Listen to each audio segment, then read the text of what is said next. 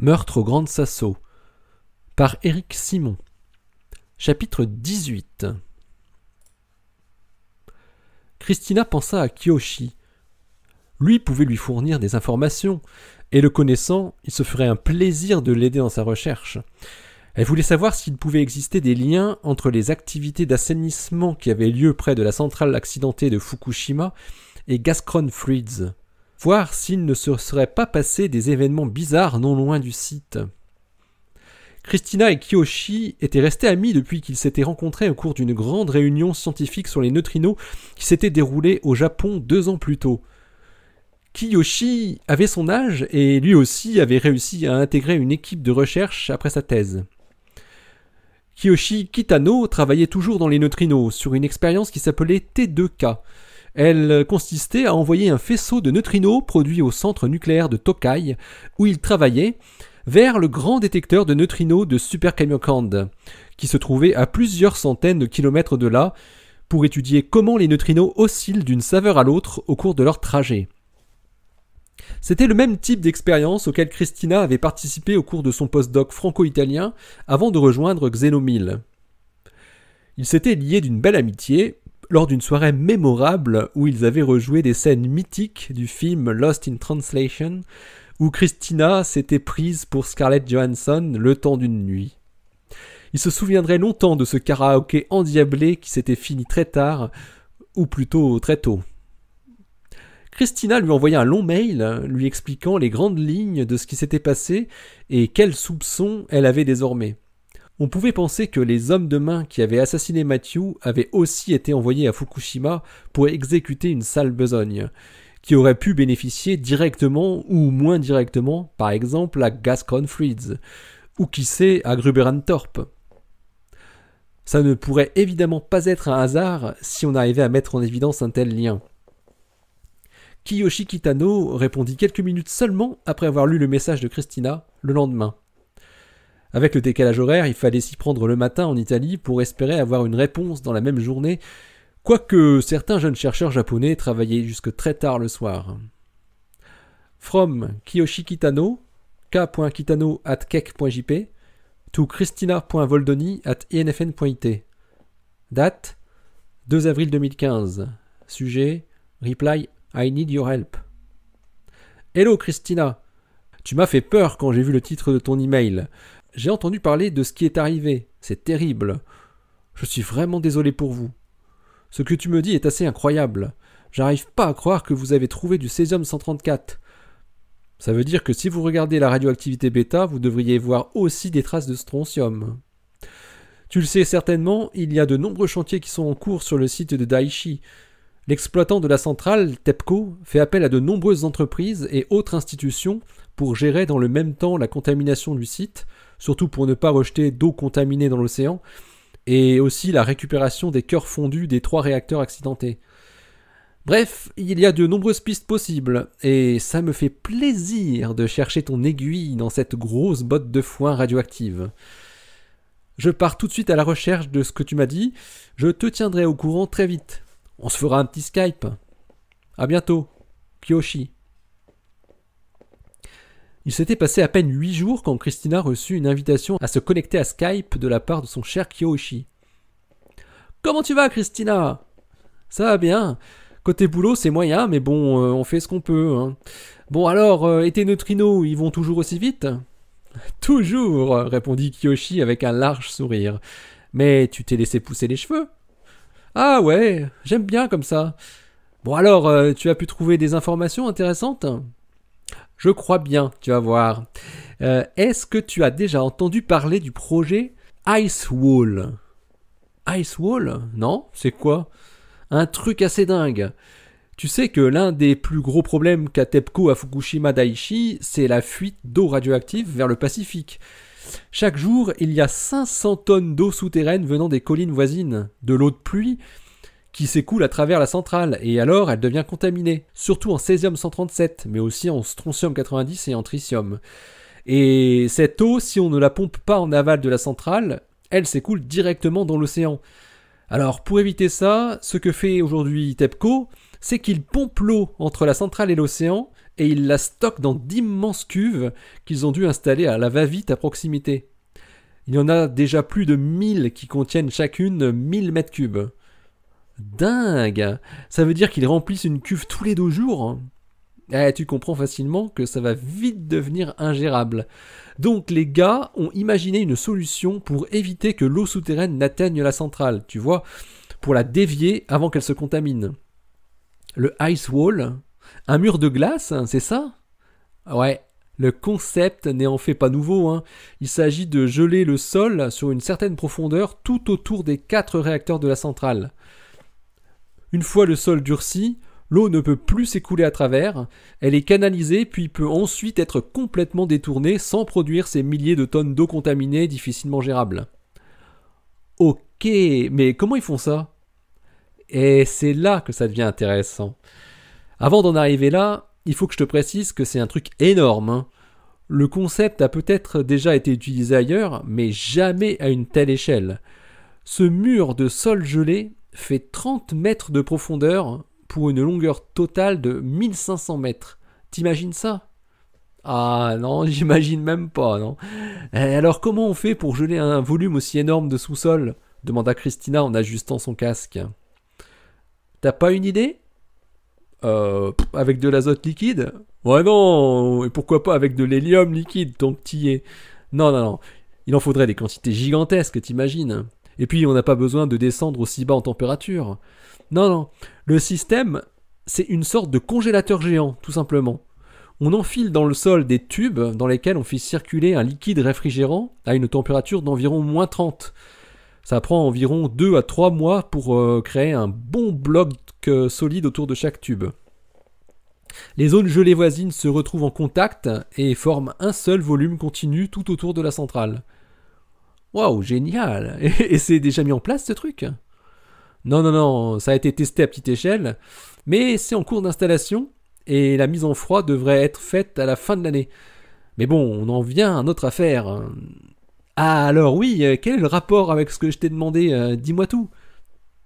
Bon, tu as compris que l'enjeu de ce Ice Wall était énorme pour TEPCO.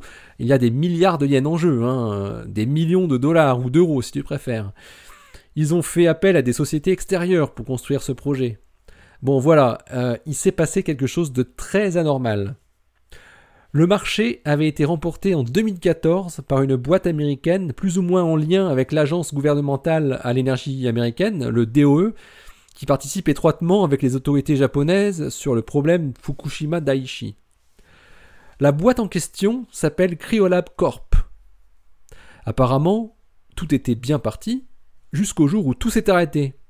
Le contrat qui liait TEPCO et Cryolab a été rompu et c'est une autre société, japonaise, qui a récupéré le bébé. Qu'est-ce qui s'est passé? Et quel est le rapport avec mes fournisseurs de Xénon? Attends, ce qu'il faut savoir, c'est que Cryolab et Kenji Corp, le nouveau titulaire de ce marché, n'utilisent pas tout à fait la même technologie. La différence vient du type de liquide réfrigérant qui est utilisé pour produire le gel du sol. Le réfrigérant que devait utiliser Cryolab était un mélange de fréon produit aux États-Unis. Le réfrigérant qui sera utilisé par Kenji Corp, c'est un produit qui est nommé R404A, un mélange de 3 fluoroéthanes. Bon, je te passe les détails des molécules. Tu sais qui est l'inventeur de ce liquide réfrigérant? Vas-y, je crois avoir compris. Gazcron Fluids. Ok, bon, alors, qu'est-ce qui s'est passé exactement? Demanda Christina qui ne cachait plus son impatience. Alors voilà, j'ai trouvé cette info un peu par hasard. Lors de l'appel d'offres initial, 4 sociétés avaient répondu, dont déjà Kenji. Il y avait donc Cryolab et 2 autres boîtes, toutes japonaises. Cryolab a gagné le marché parce qu'ils étaient les moins chers. Les performances des solutions proposées étaient à peu près équivalentes entre Cryolab et Kenji. Les 2 autres étaient clairement moins bonnes. Environ 2 mois après le lancement du projet, en juin 2014, un compresseur du complexe de réfrigération qui venait à peine d'être mis en place a explosé. Explosé? Ouais, un accident. Et il y a eu une victime. Un employé de Cryolab qui se trouvait à proximité de cet équipement. Et cette explosion a fortement remis en cause le principe utilisé par Cryolab, notamment l'emploi de fréon. Parce que ce gaz s'est révélé très réactif quand il était en contact de haute température. Continue. La remise en question de la solution de Cryolab a plombé le projet pour plusieurs mois. Et finalement, TEPCO a fini par revoir complètement sa copie en octobre 2014 et a réattribué le marché à la société qui était arrivée en deuxième place, sans refaire d'appel d'offres. Et tout est reparti avec Kenji Corp. Mais il y a eu un rebondissement récemment. Alors que l'explosion était estimée jusqu'alors accidentelle, un journal d'investigation, le Isaka Shinbun, un très bon journal dans lequel travaille le frère de mon père, a révélé en janvier dernier que des traces d'explosifs avaient été retrouvées sur les résidus du compresseur et qu'il ne pouvait s'agir que d'un acte de malveillance. Et d'un meurtre, ajouta Christina. Eh oui. Mais malheureusement, cette info n'a pas eu l'écho qu'elle aurait dû avoir. Et j'ai un peu cherché des infos sur Kenji Corp. C'est encore plus troublant que ça pourrait en avoir l'air. Non seulement ils utilisent le liquide réfrigérant des Russes de Gazprom Fluids, mais accroche-toi bien, ils sont directement contrôlés par Gazprom. Kenji Corp appartient à 51% à une holding japonaise qui s'appelle Takahashi. Et l'actionnaire principal de Takahashi, à hauteur de 60%, n'est autre que Gazprom Fluids. Kiyoshi, tu es génial! Bon, je ne sais pas si c'est une bonne piste, mais il y a des éléments quand même troublants. Ce que je t'ai pas dit, c'est que ce projet de Icewall a un coût vraiment énorme. Kenji, et donc aussi Gazprom Fluids, vont s'en mettre plein les poches. 50% de plus que ce qu'aurait touché Cryolab si le marché ne leur avait pas été enlevé. Et ça fait combien ? D'après ce que j'ai trouvé, ça se monte à 12 milliards de yens. En gros, ça fait 94 millions d'euros. La taverne était toujours aussi bondée. Christina avait décidé de ne rien dire à Hooper de ce qu'elle avait appris par son ami japonais avant d'en savoir encore plus. Ce n'est pas forcément ce que tu crois, commença Hooper, juste après avoir commandé, alors qu'on pouvait entendre PJ Harvey en fond sonore. Ah bon ? Mais alors pourquoi il cachait qu'il avait les archives de Matthew ? Dit Christina avec un ton dont l'agressivité surprit Hooper. Il se trouve qu'il a transmis les données à LXZ et il a honte de ce qu'il a fait, tu comprends ? Quoi ? Il a transmis tout ce qu'il y a dans le dossier ? Il a tout transmis ? Faillit s'étouffer Christina. C'est ce qu'il m'a dit. Je pense que Peter Haynes s'est fait complètement manipuler par Bob Fincher. Fincher lui a fait miroiter un poste très alléchant, en échange de quoi Peter Haynes s'est senti redevable. « Mais ça ne se fait pas !» répondit Christina, « même pour faire plaisir à quelqu'un. » C'est vrai, ce n'est absolument pas honnête vis-à-vis de Matthew Donnelly, mais ceux qui pourraient porter plainte, c'est surtout Gruber & Thorpe, parce que le contrat vous liant à eux a du coup été divulgué à leur autre client qu'est LXZ. Il ne faudrait surtout pas que G&T ait vent de ça, d'une manière ou d'une autre. Ça pourrait polluer inutilement l'enquête. J'ai demandé à Peter de ne rien dire à personne pour le moment. Tu es la seule à savoir qu'il a fait ça. Je t'assure qu'il regrette vraiment ce qu'il a fait. Il a expliqué que quand tu lui as fait chercher une éventuelle copie de la clé de Donnelly, il a été pris de panique. Il ne voulait pas que tu découvres comme ça qu'il avait ses archives sur son ordinateur. Il a tout mis sur un disque dur externe. Lui, bien sûr, ne sait pas que tu es au courant. On ne lui a pas dit. Et ce qui est sûr, c'est que Fincher a menti lorsque je l'ai vu à Tucson. Il m'a dit qu'il ne connaissait personne d'autre que Matthew Donnelly et toi dans votre équipe. J'ai l'enregistrement. Ça veut dire qu'il ne voulait pas que je puisse faire un lien entre lui et vous, et en tout cas entre lui et Peter Haynes.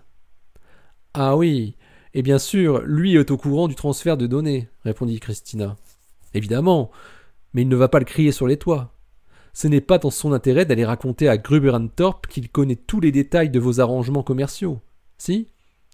Mais il aurait très bien pu m'avouer sereinement qu'il avait reçu des gigaoctets de données de la part d'un jeune postdoc, bien naïf.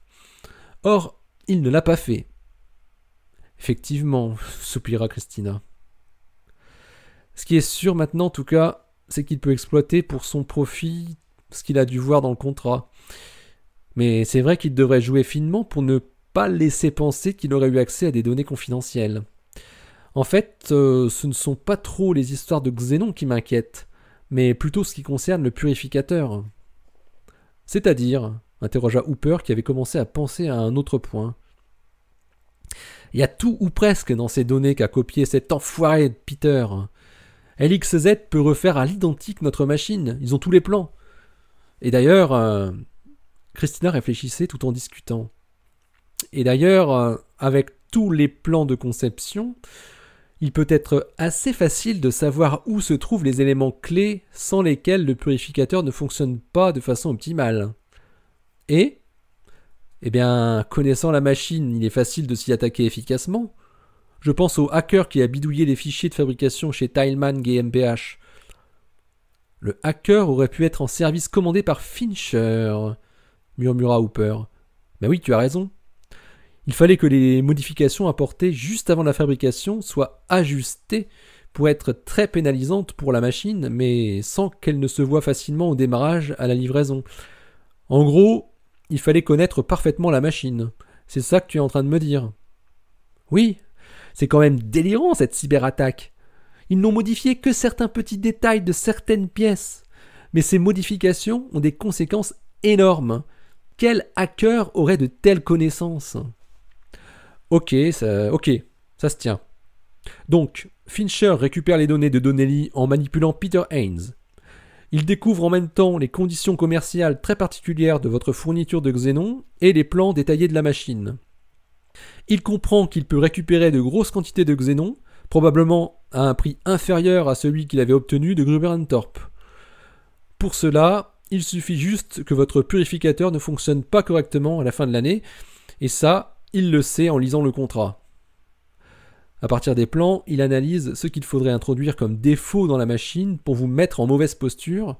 Ça, il a les compétences techniques pour le faire. Et il engage un hacker pour faire la besogne. Reste à savoir s'il serait capable de faire ça. Et il fait tuer Matthew pour lui voler sa clé USB ? Là, ça colle plus, rétorqua Christina. Exact. Fincher n'aurait aucun besoin de tuer Matthew Donnelly dans ce scénario. Il a déjà toute la connaissance entre les mains. Si ce scénario était le bon, on pourrait même imaginer qu'il serait capable d'organiser d'autres actions pour perturber le plus possible la remise en route de votre machine d'ici à la fin de l'année. Comment on peut savoir si l'élimination de Matthew peut être liée à cette éventuelle malversation sur le purificateur provenant de LXZ ? Se demandait Christina à haute voix, sans chercher une réponse de l'agent du FBI. On va cuisiner Fincher. La date est déjà retenue. C'est jeudi, répondit Hooper. Ah oui ? Tu penses bien qu'on ne va pas le laisser tranquille, quelqu'un qui m'a ouvertement menti. Je déteste que l'on me mente. Alors on va lui faire cracher le morceau, et je peux te dire qu'on risque de ne pas trop parler de matière noire. Je vois. Ouais, mais bon, vous n'allez tout de même pas le brutaliser, osa Christina. Oh, tu regardes trop de mauvaises séries, hein. Le FBI a ses méthodes d'interrogatoire, et elles sont très subtiles. C'est dommage que je n'y sois pas, c'est trop court pour que je puisse faire le trajet. Faut dire que Tucson, c'est vraiment le trou du cul du monde libre. Pour y aller depuis New York l'autre jour, j'ai dû faire une escale à Austin, Texas, avec plus d'1 heure de transfert. Je ne sais pas si tu vois. Je déteste le Texas et tous ces rednecks. Je ne suis encore jamais allé dans le sud des États-Unis, mais ça ne me donne pas très envie. Je crois que je préfère l'axe New York, Boston, Chicago, Portland, San Francisco. Bref, côte est et côte ouest et plutôt au nord. Ouais, je comprends. Tu es déjà allé souvent aux États-Unis ? Demanda Hooper. Ah, un petit nombre de fois, ouais. 3 fois pour le boulot et 2 fois pour faire du tourisme. J'avoue que j'ai aussi profité des fois où j'y étais pour des réunions scientifiques pour faire un peu de tourisme, répondit Christina. Tom Hooper et Christina Voldoni en étaient arrivés à parler de leurs expériences respectives dans la recherche scientifique. Hooper avait de bons restes sur la physique des rayons gamma de ultra haute énergie qu'il avait traqués durant de longues années avant de changer radicalement de carrière. Ils évoquaient naturellement les différents pays qu'ils avaient eu l'occasion de parcourir pour assister à des conférences ou réunions scientifiques, voire pour leurs recherches proprement dites. Hooper racontait à Christina comment il avait découvert la viande argentine, qui le fit définitivement renoncer au végétarisme et qui lui fit perdre par la même occasion sa petite amie de l'époque. Pour essayer de rivaliser dans les anecdotes, Christina se lança sur son aventure au Japon où le dépaysement culturel était tel qu'on pouvait se perdre complètement et ne plus rien comprendre à ce qui se passait autour de soi. Puis Hooper resta silencieux un moment et lâcha « Est-ce qu'il peut y avoir un lien entre LXZ et le Japon ?» Christina leva le nez de son verre de bière et regarda Hooper d'un air étonné. « Pour les traces de césium, hein je ne sais pas. Vous demanderez à Fincher. » Puis elle ajouta « Mais bon, en fait, j'ai peut-être trouvé quelque chose de très intéressant à Fukushima. »